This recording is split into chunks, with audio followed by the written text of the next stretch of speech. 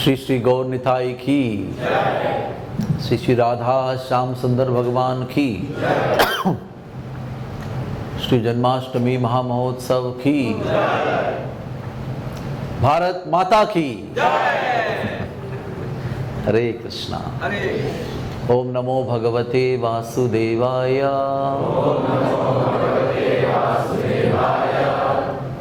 ओम नमो भगवते वासुदेवाय।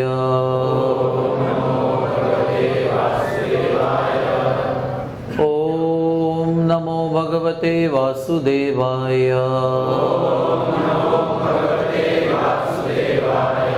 हरे कृष्णा कृष्ण कृष्ण हरे हरे, हरे रामा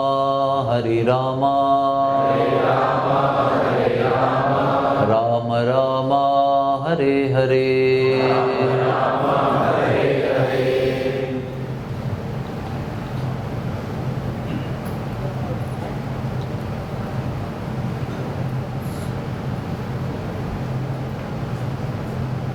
हरे कृष्णा। सबसे पहले आप लोगों का बहुत बहुत धन्यवाद है। प्रभु जी आपका भी धन्यवाद है। श्री कृष्ण जन्माष्टमी के अवसर पर श्री कृष्ण का गौरव करने का अवसर प्राप्त होना है, बहुत बड़ी भाग्य की बात है। और उसमें भी कैसा होता है, ब्रेकफास्ट, लंच, महालंच, महाभोज। तो जन्माष्टमी के दिन कृष्ण कथा का केवल ब्रेकफास्ट करके हमारा समाधान नहीं होता है, इसलिए हम वो स्थान ढूंढते रहते हैं जहाँ पर महाभोज प्राप्त हो।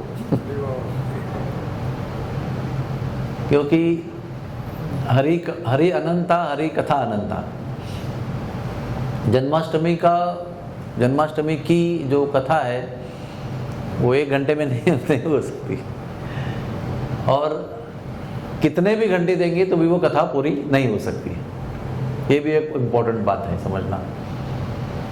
तो परम पूज्य राधानाथ स्वामी महाराज ने शुरू से ही ये श्रवणम कीर्तन की जो गहरी आदत डाली है भक्तों में, अभ्यास, ये बहुत महत्वपूर्ण है। क्योंकि कलयुग का जो मन है वो बहुत चंचल है। वो अभी थोड़े दिन के पहले, थोड़े ज़्यादा नहीं, 1-2 साल के पहले लोगों का अटेंशन स्पैन 20 मिनट का था। तो सारे जो फिल्म बनते थे यूट्यूब पे वो 20 मिनट के बनते।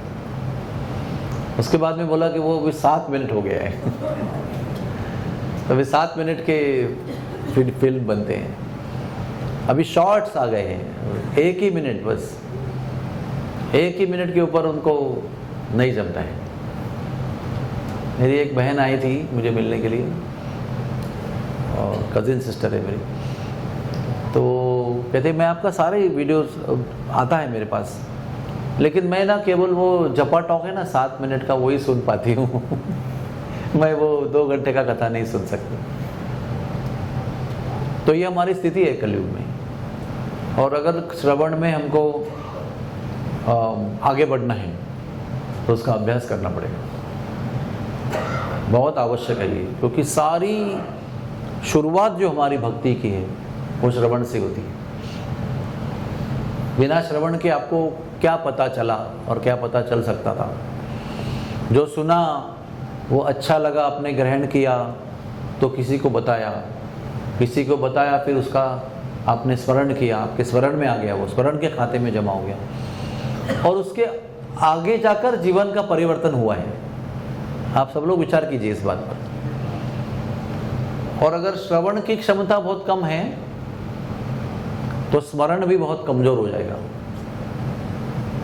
इसलिए परम पूज्य राधानाथ महाराज जी अभी तो थोड़े से शरीर से वृद्ध हो गए हैं, लेकिन जब पहले मुंबई में आए थे 1986 में, तो वो जन्माष्टमी के उपलक्ष्य में 7 दिन एक ही झटके में लाइन से 6-6 घंटा कथा करते थे। और सुबह भी करते थे और शाम को भी करते थे। और जन्माष्टमी के दिन 9 बजे कथा शुरू करते थे और 3 बजे तक कथा करते थे, फिर रोकते थे क्योंकि अभी डेकोरेशन करना है, मंदिर खाली होना चाहिए, तो इसलिए सब लोगों को भेजते थे। लेकिन कथा रुकती नहीं थी। तो इतनी लंबी कथा में क्या हो सकता है, हमको नींद आ सकती है ना। सबसे बड़ा प्रॉब्लम, कथा में बैठते ही लोग इतना रिलैक्स हो जाते हैं, सारा टेंशन एकदम फ्री हो जाता है, तो निद्रा देवी तुरंत वहाँ पर आ जाती है। बोले अभी ये अच्छा मौका है बची हुई पेंडिंग नींद पूरा करना। तो श्रवण का अर्थ यह है कि ध्यान पूर्वक श्रवण करना, जागरूक रह के श्रवण करना। और वो जब जागरूक रहकर उत्सुकता के साथ श्रवण करने की हमको आदत लग जाती है, तो फिर श्रवण सिद्ध हो गया। और श्रवण सिद्धि का और क्या लक्षण है कि बहुत लंबी कथा ध्यान से सुनने के बाद भी, 5 घंटे के बाद भी कथा जब बंद होने की समय आता है, कथाकार कहता है अभी मैं मेरी कथा वाणी को विश्राम देता हूँ, तो आपको दुख होना चाहिए कि और कथा होनी चाहिए और आपके लिए वो उत्सुकता और उत्साह जो है वो बना रहना चाहिए। तो आप कह सकते कि आपका श्रवण सिद्ध हो गया है। और ये श्रवण सिद्धि हमारे पूरे आध्यात्मिक जीवन की बुनियाद है, फाउंडेशन है। इसमें जितनी आपको रुचि है उतना ही आप आगे जाएंगे, उतना ही प्रगति होगी, उतने साक्षात्कार होंगे। पूरे नवदा भक्ति का फाउंडेशन श्रवण है। बाकी आपके आगे जाकर आपको वंदनम अच्छा लगेगा, आपको पाद सेवनम अच्छा लगेगा, आपको अर्चनम अच्छा लगेगा, वो आगे की बात है। लेकिन पहले 3 चीज़ें जो हैं, श्रवण, कीर्तन एवं स्मरण, तो स्मरण श्रवण और कीर्तन के माध्यम से होता है।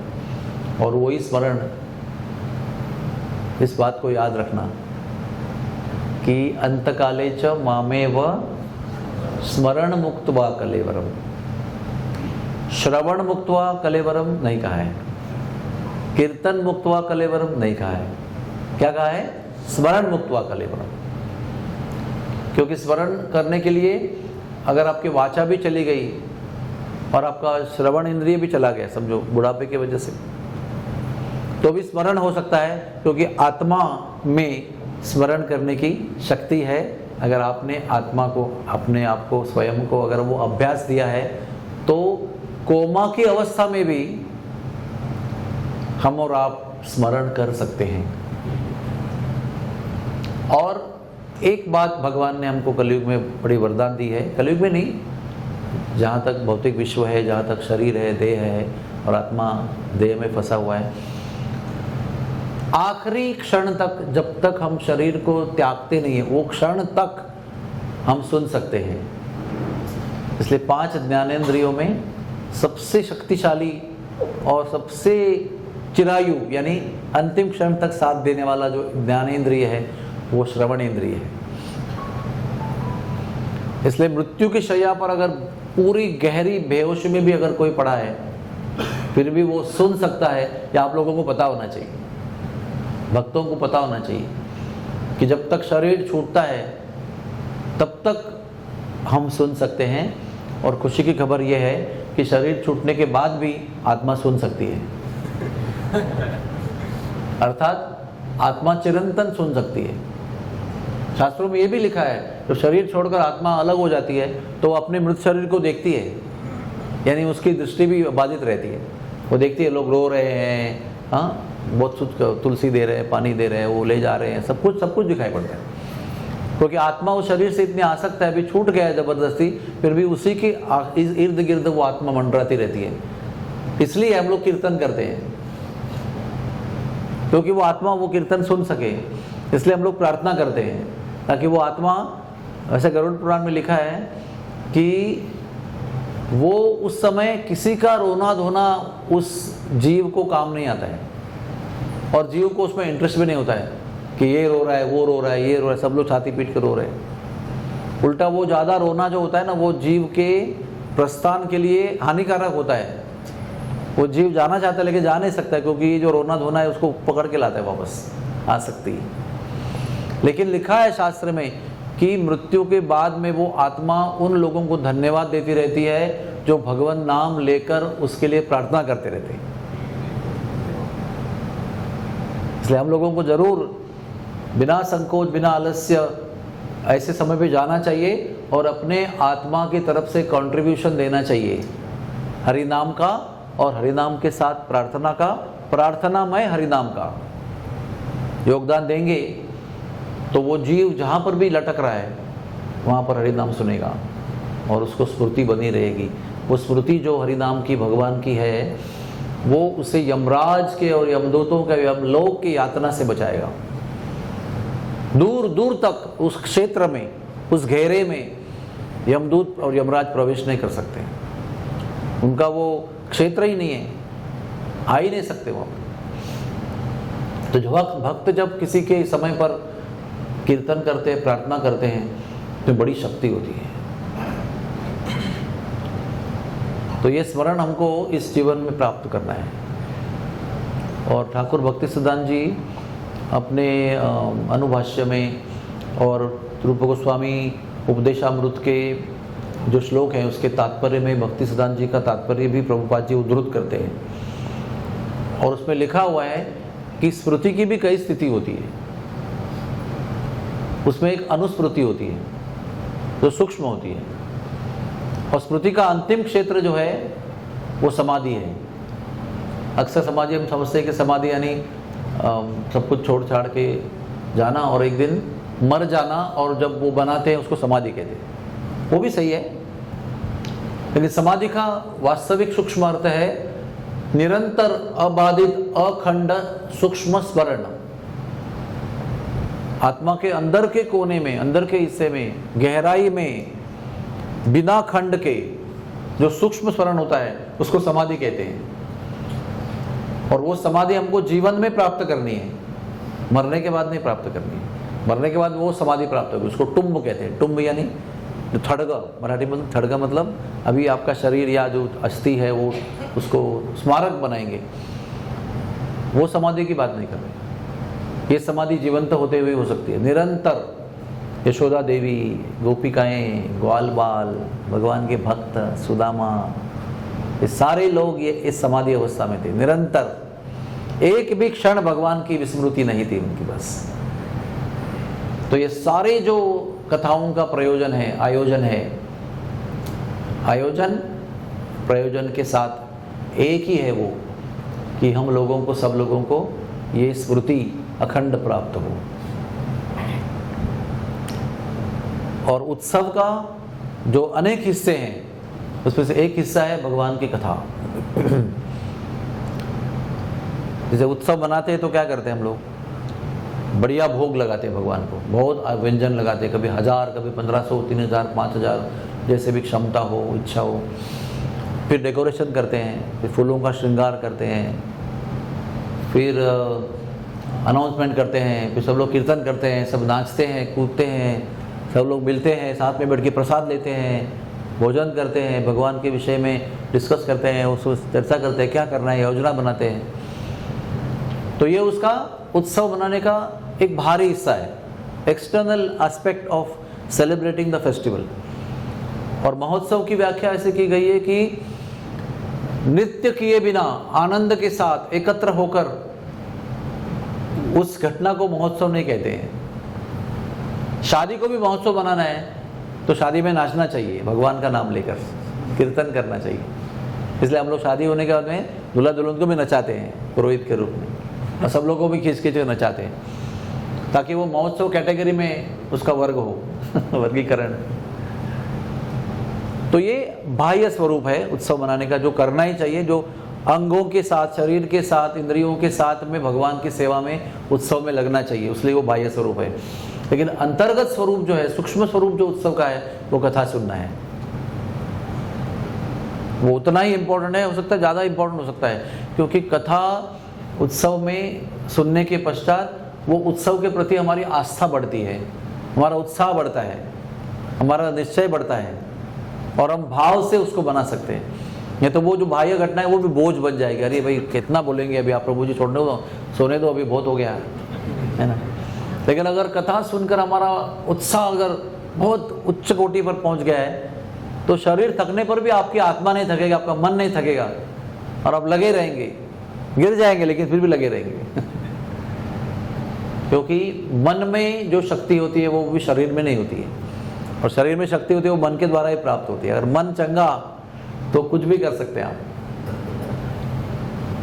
सारा समस्या तो मन का ही है, ये स्मृति भी मन का ही खेल है। मन को क्या विचार करना है, किसका स्मरण करना है, ये मन तय करता है।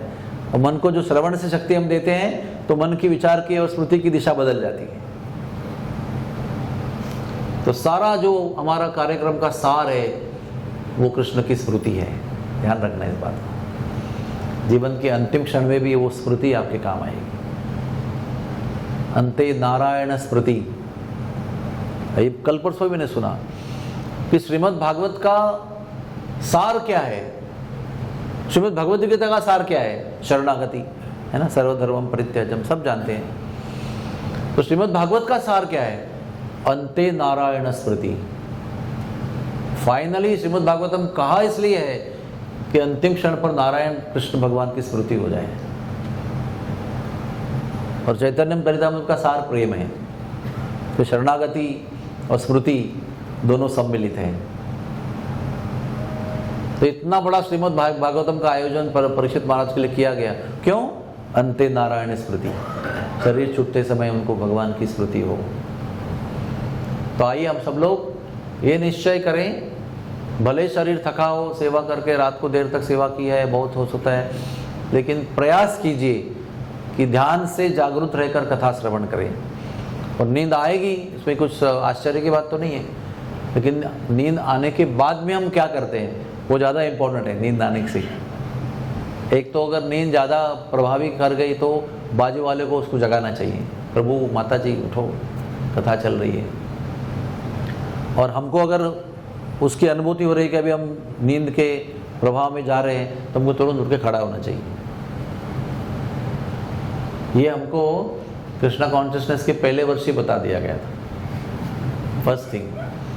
और ये भी बता दिया गया था, उस समय न्यू वृंदावन था ना, बहुत एकदम जोरदार, तो वो एक स्ट्रिक्ट रूल था उनका कि अगर कथा में कोई सोएगा तो बाजू वाला जगाएगा, और फिर भी सोते रहे। कभी कभी शरीर इतना थक जाता है तो उसको खड़ा रहना है। सब लोग ऐसे लाइन से खड़े रहते थे दीवार के दीवार के पास, और कुछ लोग खड़े खड़े भी गिर जाते थे। नींद ऐसी चीज है ना, क्या करूं, क्या कहें आपको। नींद बहुत प्रभावशाली है, बहुत जबरदस्त। इसलिए हमको लक्ष्मण जी को प्रार्थना करना चाहिए, और लक्ष्मण जी की पत्नी उर्मिला को भी प्रार्थना करनी चाहिए। तो दोनों लोग 14 साल नहीं सोए, 14 साल। एक तब भी 12 साल का होता है, लेकिन ये वनवास 2 साल ज़्यादा था उनका, क्योंकि निश्चय था उनका। सेवा प्रवृत्ति और तीव्र थी, और चिंता भी थी कि मैं सोऊंगा तो क्या होगा, राम जी की रक्षा कौन करेगा। ये भाव था उसके अंदर, एक प्रकार का डर होता है। इसलिए माता को भी कभी रात को नींद नहीं आती, अगर बच्चा बीमार है, बार बार उठ के दिखते क्या हुआ, सो रहा है कि क्या हुआ, सांस फूल रही है कि सांस अटक रही है, क्या हो गया। इसलिए मैं सोचा कि ये श्रवण के बारे में बताऊं, क्योंकि समझो हम लोग डाल रहे हैं यहाँ से पाइप से ऐसा अमृत डाल रहे हैं समझो, और जिस पात्र में डाल रहे हैं उसके अंदर छेद है, या वो पात्र के बाहर जा रहा है ना। तो इतना सारा प्रयास करके जहाँ पहुँचना था वहाँ पहुँचा ही नहीं। तो आप सब लोग वो पात्र हो, हाँ। और विक्षेप नाम का एक छिद्र है उसके अंदर, फिर और कुछ चल रहा है मन में साइमल्टेनियस, और कुछ नहीं, और बहुत सारे कुछ चल रहे हैं। वो एक छेद है या अनेक छेद है, और एक छेद है निद्रा का, हाँ, और एक छेद है आलस्य का, डिसइंटरेस्ट। ठीक है, अभी बोल रहे अभी क्या है, ठीक है बोलने दो। उनको अच्छा लगता है बोलने दो, हम लोग ठीक है बैठे। तीन छेद है बड़े, उसके भी सब छेद होते हैं। तो एक छेद है आलस्य का, एक छेद है विक्षेप यानी और कुछ डिस्ट्रैक्शन का, और एक है निद्रा का, जाड्य विक्षेप, और क्या शब्द है उसके लिए, कोई बात नहीं, ठीक है। हाँ, डिसइंटरेस्ट, आलस्य, डिसइंटरेस्ट और विक्षेप, और निद्रा का हमने ऐड कर दिया उसके अंदर। क्योंकि सारी चीज़ का निचोड़ निद्रा है। अगर तीनों में से कुछ भी होगा तो विक्षेप में निद्रा नहीं आएगी, जागरूक रहेंगे सोचते हुए, लेकिन बाकी दोनों में बिल्कुल निद्रा आ जाएगी तुरंत। और श्रवण भी 4 प्रकार के जो प्राणी हैं यानी जीव हैं उनके तरह करना चाहिए। एक है चातक पक्षी। हाँ, वो ना लोग सोचते हैं कि वो केवल वर्षा का ही पानी आ करके जमीन पर गिरने के पहले ही पीता है। हाँ, लेकिन वो केवल वर्षा का पानी नहीं पीता है, वर्षा ऋतु में स्वाति नक्षत्र का ही पानी पीता है वो, उसको स्वाति जल कहते हैं। अभी धुआंधार वर्षा चल रही है, लेकिन स्वाति नक्षत्र 27 दिन के बाद में एक बार आता है। वो स्वाति नक्षत्र में जो वर्षा होती है उसको चोंच खोल के हवा में पी लेता है वो, वही उसका वाटर सप्लाई है पूरे साल का। तो इसके हमको क्या सीखना है कि वही सुनना है जो आत्मा के लिए कल्याणकारक हो, और कुछ नहीं सुनना है। चाहे कितना भी अच्छा जल बाकी वर्षा में जमीन पर न गिरा हुआ ऊपर से आता हो, नहीं पीना है। या जमीन पर गिरकर एकदम अच्छे तालाब में, स्वच्छ तालाब में गिरा हुआ है, वो भी नहीं पीना है। या कहीं गटर में गिरा है वो तो पीना ही नहीं है, कोई भी नहीं पीना है सिवाय वो स्वाति जल के। इतना चूजी है वो पक्षी। तो भक्त को ऐसा होना चाहिए कि ये कर्ण जो है और ये जो मन है वो केवल कृष्ण के लिए है, और कोई भी चीज़ इसके अंदर आनी नहीं चाहिए। नंबर 1। नंबर 2, राजहंस का गुण कैसा है? उसको अगर वो दूध पानी मिला के देंगे तो वो दूध ही पी के जाएगा। कभी मौका ऐसा आता है कि क्या कर रहे हैं, अभी नौकरी कर रहे हैं, इधर कर रहे हैं, सब कुछ बकवास सुननी पड़ती है, लेकिन कान में ऐसा फिल्टर लगा के रखा है कि वो चीज़ें कान में प्रवेश ही नहीं करती है। सुनेंगे तो भी उसको रजिस्टर होने की शक्ति नहीं होती, चाहते ही नहीं इसको, काम के लिए सुनते छोड़ देते उसको। और जो ग्रहण करना है उसके बीच में जो मिल रहा है अमृत कृष्ण नाम का, कृष्ण कथा का, उसी को श्रवण करना है। और एक होता है मीन यानी मछली, वो कुछ गंदा भी होगा तो उसको शुद्ध कर देती है। यानी भक्त को ऐसे श्रवण करना चाहिए कि उसमें कुछ गंदगी होगी तो भी उसको प्योरीफाई करके स्वीकार करना चाहिए। और लास्ट इंपॉर्टेंट है तोता यानी कीर यानी और क्या शब्द है उसको? हाँ, पैरेट तो इंग्लिश में हो गया, कोई बात नहीं। शुक मराठी में कहते हैं पोपट, हिंदी में कहते हैं तोता। तोता का गुण क्या है? उसको कुछ भी सुनाओ वो तुरंत रिपीट करेगा उसको। तो तोता की तरह भी हमको होना चाहिए, ठीक से सुनना चाहिए ताकि हम दोहरा सके उसको। तो ये तोता का उदाहरण बहुत पावरफुल है, इसलिए हमारे सुखदेव जी उसके एक प्रमाण है, आदर्श है। उन्होंने अपने जीवन में 3 बार भागवत सुना है। एक शिव जी के मुख से सुना है, दूसरे अपने पिताजी के मुख से सुना है, तीसरे गर्भ में दोबारा पिताजी के मुख से सुना है, और चौथी बार पिताजी के गुरुकुल में उसको श्रवण करके सीखा है, यानी विश्लेषणात्मक अभ्यास किया है, स्क्रूटिनाइजिंग स्टडी किया उसका। और जिंदगी में कितनी बार भागवत किया उन्होंने बताइए? एक ही परफॉर्मेंस है लाइफ में, पूरे जीवन में। उसके पहले राधा रानी के तोता थे, वो राधा रानी की उंगली में बैठे थे,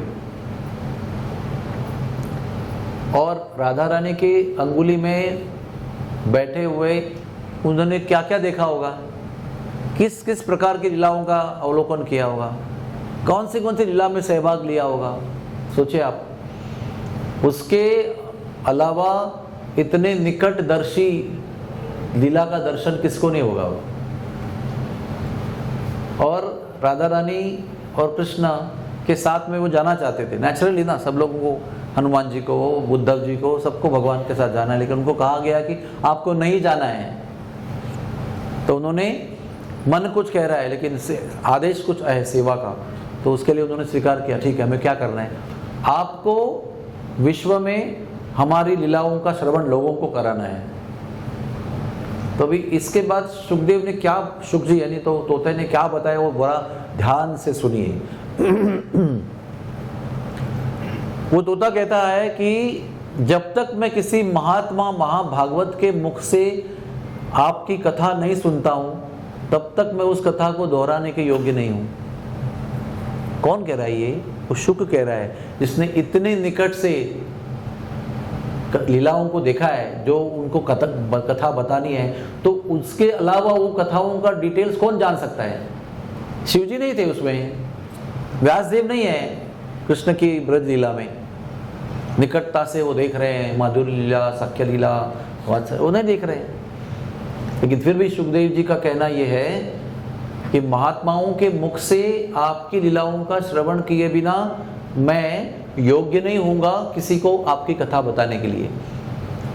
इसलिए इतना सारा साक्षात्कार प्रत्यक्ष होने के बाद भी सुखदेव जी कैलाश जाते हैं, उनके मुख से भागवत सुनते हैं, फिर व्यासदेव के, वो लंबी कहानी है एनीवेज, तो व्यासदेव के मुख से सुनते हैं, फिर गर्भ में प्रवेश करते हैं, बाहर ही निकलते नहीं तो दोबारा उनको तीसरी बार सुनाते हैं, यानी वो दूसरी बार और उनकी तीसरी बार। और जब वो बाहर आते हैं क्योंकि कृष्ण भगवान ही उनको कहते हैं कि उनको भागवत सुनाओ, फिर निकलेंगे बाहर। जो बाहर निकलते चले जाते हैं, सीधे जन्म होते ही 16 साल के हो जाते हैं और चले जाते हैं। फिर रास्ता में किसी के मुख से श्रीमद् भागवत के 10वें स्कंद के श्लोक सुनते हैं। और वो कुछ ब्रह्मचारी थे, छोटे से बटू ब्राह्मण, वो लकड़ी चुन रहे थे और वो श्लोकों का उच्चारण कर रहे थे वो मुखोद्गत करने के लिए। तो पूछते हैं कि आपने ये श्लोक कहाँ सुने? तो हमारे गुरुजी ने सिखाए। तो आपके गुरुजी कहाँ हैं? चलो हमको ले चलते हैं। और वो सारे जो शिष्य थे, वो बटू ब्राह्मण थे, ब्रह्मचारी, वो सारे उनको व्यासदेव के आश्रम में लेके आते हैं जहाँ से वो निकल चुके थे। तो अभी वो वापस आए हैं और पिताजी से गुरुकुल में बैठकर पूरे भागवत का विश्लेषणात्मक अभ्यास किया उन्होंने डिटेल में। और ये सारा चीज़ 4 बार इतना प्रयास कर क्यों किया उन्होंने? एक परफॉर्मेंस के लिए, एक सुखदेव के लिए। और वो भागवत जो है आज पूरे विश्व में, ब्रह्मांड में प्रसिद्ध है। उसी के ऊपर भाष्य होते हैं, उसी के ऊपर कथाएं होती है। हाँ, वैसे गर्ग संहिता भी भागवत है। वैसे उद्धव जी ने भी 30 दिन की भागवत कथा की है, रानी के लिए, रानियों के लिए, कृष्ण की पत्नियों के लिए। और शंकर जी ने पार्वती को बताया, व्यासदेव ने अपनी पत्नी को बताया है। लेकिन भागवत अगर कोई कहता है कि भागवत सप्ताह है, तो वो सुखदेव जी का ही भागवत बताते हैं।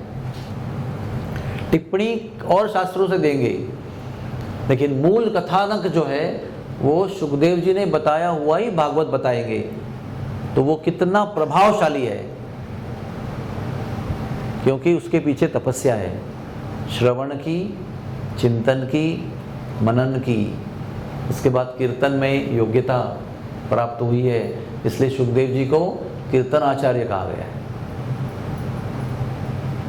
हरे कृष्णा।